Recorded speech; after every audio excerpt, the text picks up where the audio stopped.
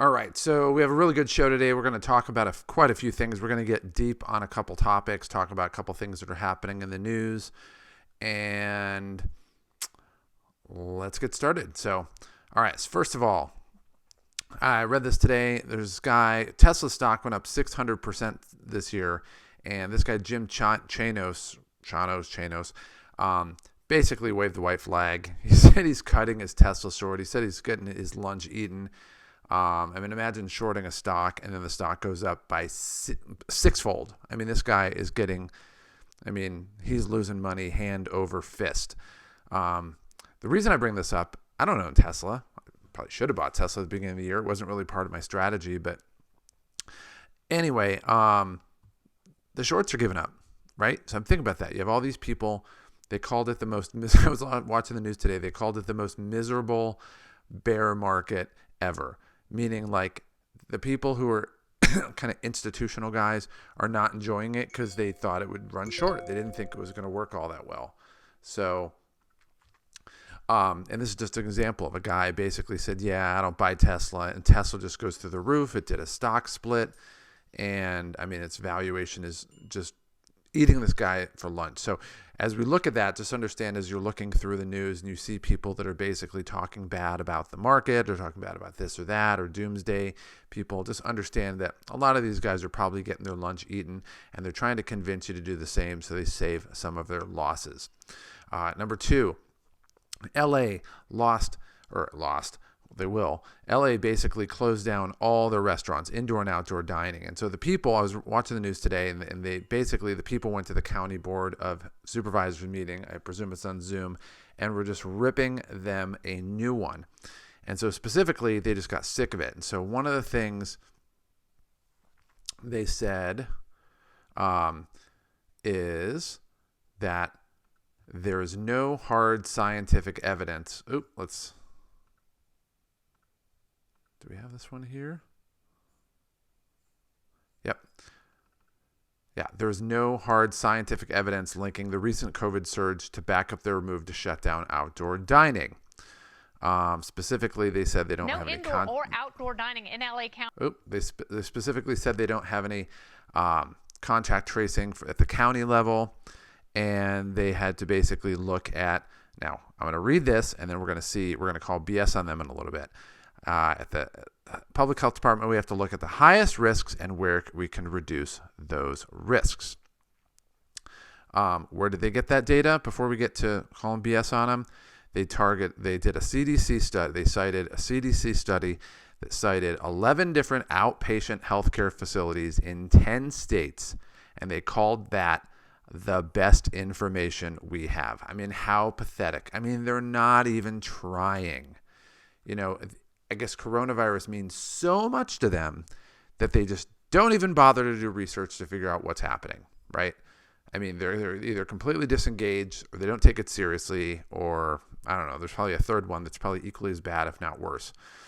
And what did that study find? The study found that those patients in the 11 healthcare facilities in 10 states, in other words, one hospital per state, think about that, one in Alabama, I'm making up states, one in Texas, one in Colorado, one in Washington, one in Utah. That's not exactly comprehensive data. What did that find? That those patients with COVID-19 were twice as likely to have dined out at a restaurant. Now, in statistics, there's two C words that have very different definitions. One is called a correlation and one is called a causality. And there's an old saying in statistics that says a correlation does not necessitate a causality. In other words, all the people that, let's say these people that got COVID were all in restaurants, yeah, but they also were probably around a sick person too. So you're only finding one thing. They're correlated to a restaurant, but they might have been on an airplane too.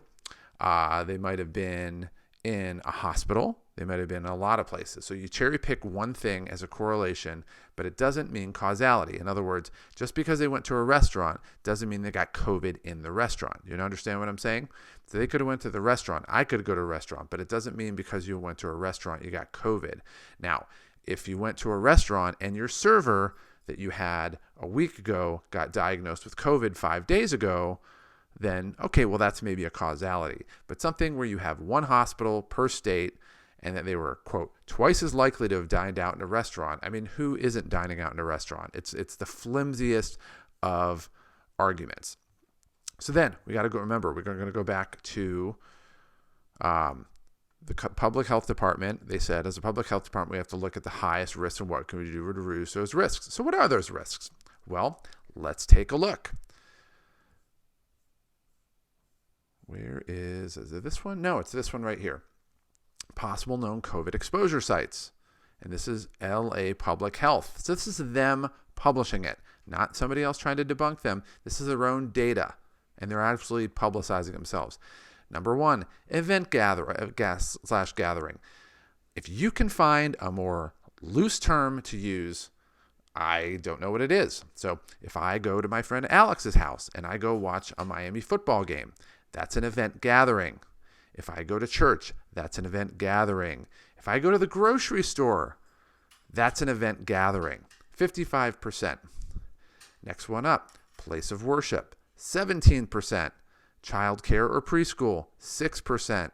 And again, these are possible exposure sites. College, university, 4%. K through 12 school, 3%. You notice what's not on this list? Restaurants. And that's in the not specified, which means that it's the other. So yeah, 55, 17, 6, 4, 3. And then the numbers get so low that you can't even bother listing them because they're just not differentiated. And so you throw a not specified. It's like miscellaneous. So what do? They have something that's not even specified, and they close down outdoor dining. And all this data, by the way, that we had here, right here, was for indoor dining. So they took all the data from a bunch of other states. None of them were California. None of them were LA. One hospital per state. And they applied it to outdoor dining. Then you go to reason.com. Obviously not really a political place, right?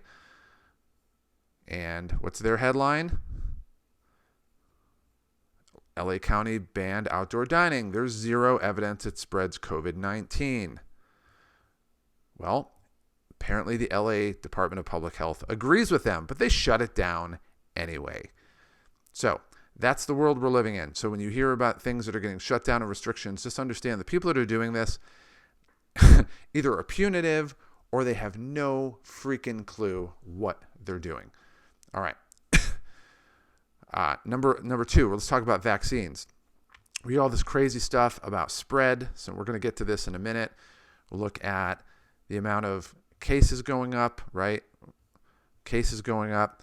One of the things you have to understand is in order to make money in the stock market or really do anything well, you have to be able to predict the future. So I don't have a crystal ball, but I do have a head on my shoulders. And I do have eyes where I can read and a mind that I can think. So one of the things they wrote here, this is an article that came out. Let's see, when was this coming out? 10 days ago. So these people, for the last 10 days, they were publicizing this. So this is not even news. As cases spike in California, 3 vaccines on the horizon. You got to remember, there's already 2 out there. So there's basically 2 guys on base and 3 guys coming up. So I don't know if it's going to be AstraZeneca, Merck, Novavax, Inovio. I don't know which ones are coming first, but we have a laundry list of people that are coming out with vaccines. So pretty soon you're going to have 5 vaccines being submitted for approval. So what do the cases spike mean? Absolutely nothing. What does the stupid health department do in California, in LA? They ban outdoor dining, even though there is literally no basis for it. I mean, you're looking at this yourself. Go to LA Public Health. Go on their Instagram page. You can see this for yourself. They're admitting it themselves. All right, so let's take a look at some stocks today. Really good day in the market. Kind of a quick overview. We gained about 4,500. It was close to 5,000 before. Had a tiny bit of a pullback, but I am certainly not going to complain about that whatsoever. The best stock that we had today was my favorite one that I own is Every. This is the Las Vegas ATM stock. They do all the ATMs in Vegas. They do card swipe machines. They're up 17% today. They were actually up 21% today earlier. 100% buy. I've been telling you guys this since March. So We're sitting up here at 198%. Basically, we've tripled our investment at this point, and we are at a point where this one is close to being at our goal for profit made. But this one I knew was going to do well, and this one was just way overdue to pop, and it popped today. All right, Ashford Hospitality Trust. This is the one that went down. So we'll take a look at that. Has the typical COVID track. Crash, spike in June up, downward, flat, flat, flat. And then we look at the vaccine and then jumped. But it's kind of gone down where it should have gone up. With vaccine number 1, it should have gone higher, and it's gone down. So we bought it. It went down a little bit. We bought it again to lower the cost basis. And it went up, or it went down. Let's see. Is this one? Is this AHT? No, this is AINC. I take it back. All right. We're going to take a look at AHT. I thought it was 2 Ashford. So, all right. Again, typical COVID, big spike. Going down, and this is like the ideal one that we want to look at. And then vaccine number 1, vaccine number 2, it went down, and now we have 3 vaccines in the hopper. So we want to get in on this. Bought it at 290, it went down to 215. We bought it at 215 because this is tied to BHR, which is one of our better stocks, and now it's up to 253. So we're basically at a break-even point with them, but this one is poised. Once you see the vaccine get approved in the U.S. or a few more vaccines get released, you're poised to see this one go up. This one is very similar. 1 in name. 2, we have the same pattern here for the most part, but we don't see the big jump on the second one. The one thing I was reading about this one that's kind of kept me from buying this was just that I've read that there's questions about, I'm being nice about it, questions about their management. Not everybody believes in the management of this company. So just because it's named Ashford doesn't mean we are going to buy it. So it went down 6% today. Ashford Hospitality Trust went up 13% today, which was a beautiful, beautiful thing. All right, so let's go to the next one. All right, cruises went up today. So, take a look at, the British government approved the Pfizer vaccine. And I mean, the cruise lines are being extremely bullish. They're getting on TV. They're doing interviews. Their bookings are huge. They had a little pullback in the last week on returns, but they're not as high as they thought they were going to be. They went up 8% today. We definitely want to be in there. So I don't have Norwegian, but I do have Carnival. That went up 8% today again as well. So that one was a little bit negative before. Now we're up 12.5% basically, and this one is poised to go up dramatically. So we look at them as our COVID thing. Typical COVID reaction is exactly what we want to do, but I love the upward tick on this. So these are moving in a great direction. All right, United Airlines. Airlines are moving well today. They are up 7%. So you look at cruise lines. I mean, it's the epitome. If you're going to catch a disease anywhere in good times and bad, it's going to be on a cruise ship. I mean, they make you, even when there wasn't a virus, they made you wash your hands like crazy, really religiously. And so, cruise lines are bombing, like in a good way. Airlines going up 8% today as well. United went up today. Let's take a look. American went up 8% today. I mean, this is free money being handed out, guys. Everything that I'm telling you, the people who, are investing and the people in these industries, they know it already. So it's like I said, it's free money. Spirit Airlines, the worst airline in the world. I hate it. I guess they can't go up 8%. They're up 6%. But they aim toward the low end of the market, the cheap flights, the uncomfortable seats, really uncomfortable seats. The flight crew, which is not exactly the nicest people in the world, even they went up 6% today. I'm never going to buy this stock. And some of you guys are wondering why I even talk about them if I'm never going to buy it. But I use them because they're the low end of the market on the market. Plus, I just love ripping into them. So, foreign airlines, Azul went up 6% today. I mean, they've been on a nice little tear. If you take a look at them over the last month, that's just been a solid increase right there. I mean, they're pretty bulletproof for the most part. All right, so we have Azul. Let's take a look at AMC. Movie theater. So I was looking at this right before we got on, and there were two stocks that I was looking at. One is AMC, and one is Cinemark. So let's take a look at AMC. So AMC both of these stocks, if you look at them today, they're the only real stocks in the portfolio that went down. It went down 16% today and went down 21%. So you say, why is this? They have a big pullback. Well, one of them, let me take a look here. We talked about, let's put cinema, because I forget the name of it, HBO Max.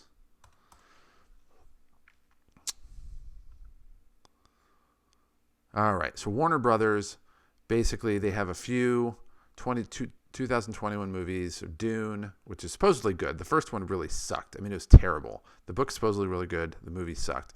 I didn't know there was a new Matrix. There's a Matrix 4 movie coming out, which is kind of interesting.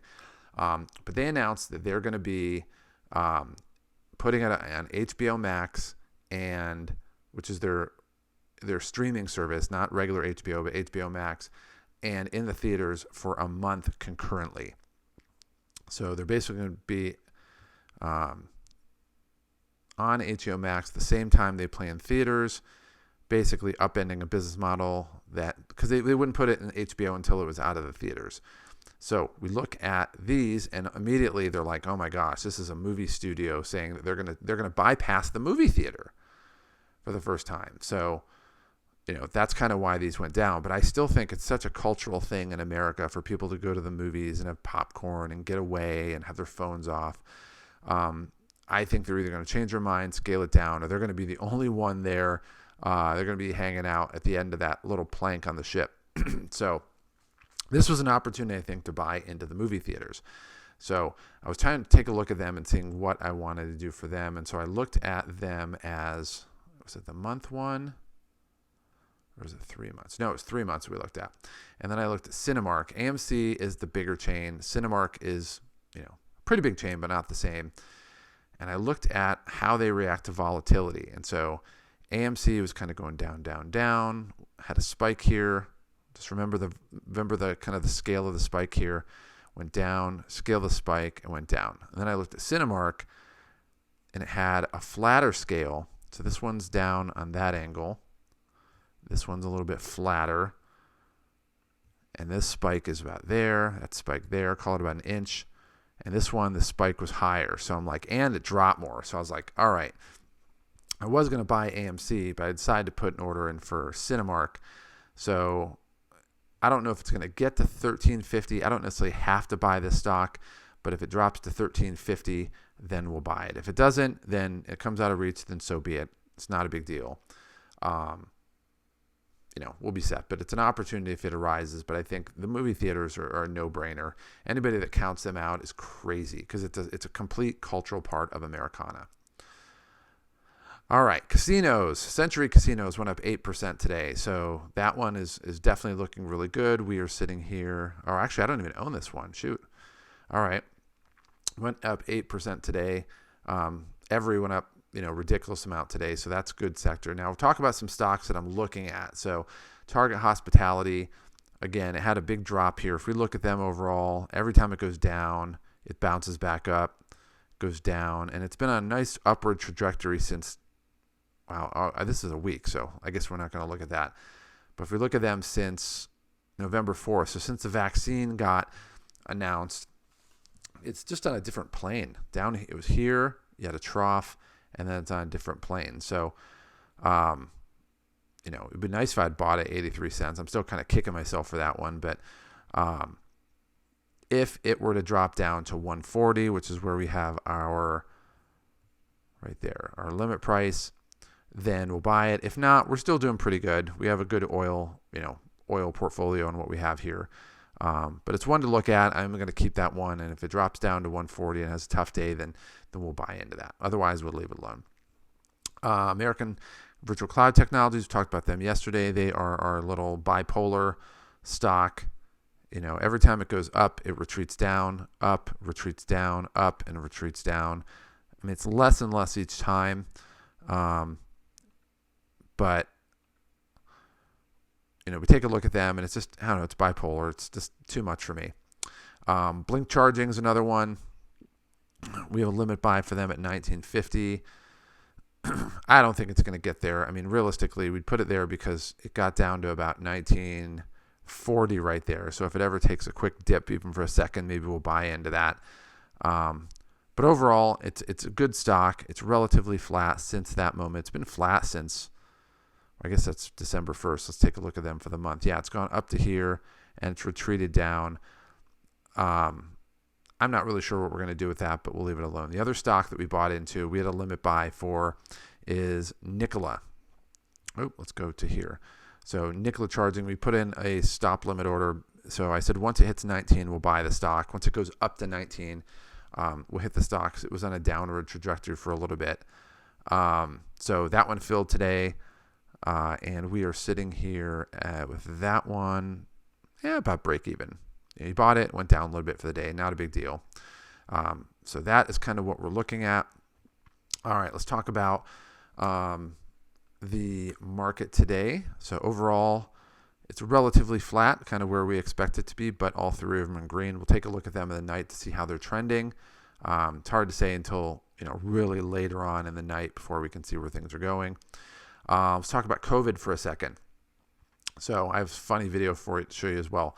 So COVID, our beloved governor, he decides he wants to add a new level of complexity to kind of how things are working. So they basically change the way that they categorize these color codes: yellow, orange, red, and purple. So it used to be the case rate was the main one, which I think was really stupid.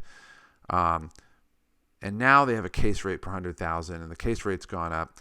But one of the things you notice here, the test positivity rate, like to be in purple, you either need to go over 7 or you have a testing positivity, case rate per 100,000, or a testing positivity over 8%.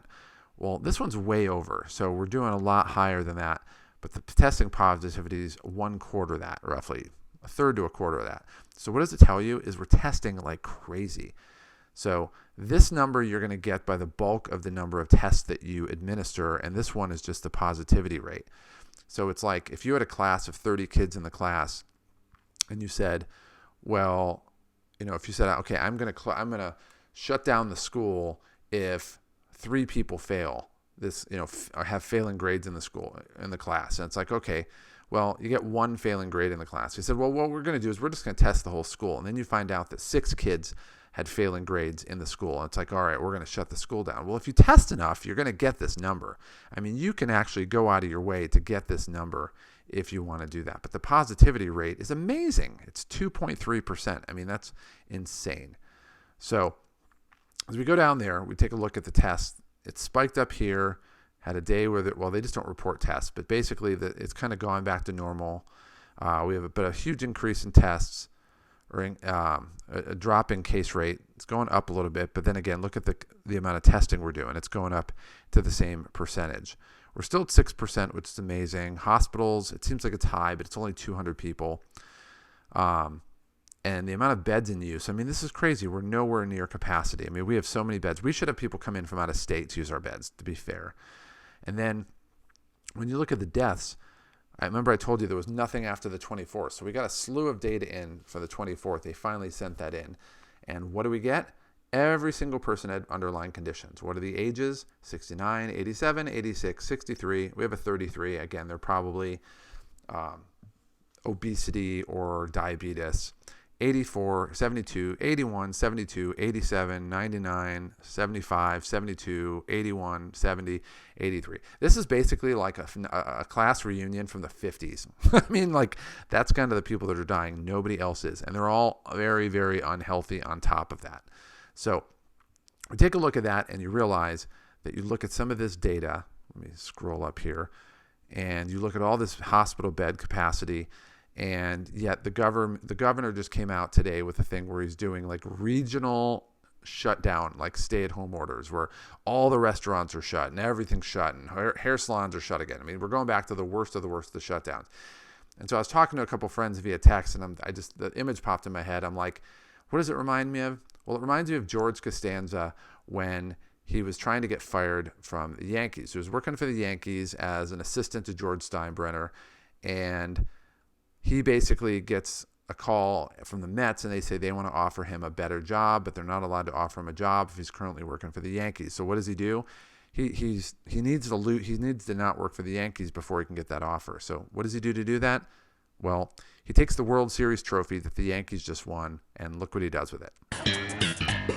Attention, Steinbrenner and front office morons. Your triumphs mean nothing. You all stink. You can sit on it and rotate. This is George Costanza. I fear no reprisal. Steps in 5-1-7-0. So that's what he's doing. He's trying to get fired. And so you wonder if, like, I don't know, is he trying to get recalled? Does he not like his job? But that level of spite and contempt that he has for the citizens of California is pretty notable. All right, so let's see. We have all that. All right, so with that being said, let's take a look at our portfolio. We'll close out and we'll show where we're at. So overall, Signet's killing it. We have Caesars about to officially get into quadruple territory. Every's about to, I mean, they were like 50% recently. They're about at triple territory right now. Redwood's above triple territory, and Crestwood Equity is moving toward quadruple territory. Azul's at triple territory. Braemar Resort, which was like at 20%, is now at 110%. And Braemar and Ashford Hospitality Trust are tied at the hip, so we can expect this one to take a jump at some point very soon. So don't be surprised in a video if we talk about their meteoric rise. With that being said, any in the red, very small. WPX came back. 2 is basically barely below. Nicola we just bought, so that kind of doesn't count. Helix Energy is basically, I mean, within a breath of coming back. And then Corsair had a pullback, but they're not really in the wheelhouse of my investing, so I'm just going to leave them alone and let them ride. And then AMC, I guess I bought Cinemark, but part of me is I want to take a look. I may go take a look and see if I want to buy AMC to lower this cost basis. So I don't know. I'll think about that later today. We'll talk about it in our next video. But overall, from what we bought, we're basically almost doubling in a matter of a few months what we bought these for.